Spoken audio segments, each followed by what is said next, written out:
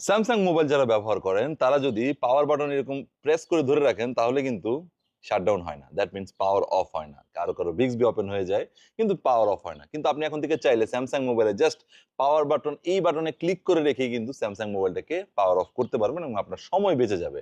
কিভাবে এই সেটিংসটা অন করতে হয় সেটি দেখিয়ে দিচ্ছি। এই ভিডিওটি শেয়ার দিয়ে দিবেন সকল স্যামসাং ইউজারদের জন্য অনেক কাজের পাশাপাশি আমার আইডিকে ফলো দিয়ে রাখুন। এরকম অনেক ইম্পোর্টেন্ট ভিডিও আছে যা আপনার কাজে দিবে। So let's check it out. প্রথমে আপনার স্যামসাং মোবাইলের সেটিংসে চলে যাবেন। সেটিং যাওয়ার পর নিচে গিয়ে দেখুন অ্যাডভান্স ফিচার নামের একটি অপশন আছে। এই অ্যাডভান্স ফিচারে চলে যাবেন। যাওয়ার পর সেখান থেকে দেখুন সাইড বাটন নামের একটি অপশন আছে। এই সাইড বাটনে ক্লিক করবেন।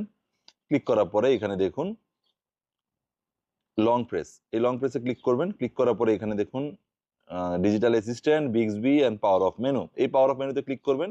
That's it. আপনার আর কোনো কাজ নাই। এখন আপনি যখন স্যামসাং মোবাইলে যে রাইট সাইডের পাওয়ার বাটনে ক্লিক করবেন, দেখুন এটা কিন্তু পাওয়ার অফ হয়ে যাবে। আপনি পাওয়ার অফ রিস্টার্ট যা ইচ্ছা তাই দিতে পারবেন। Thank you.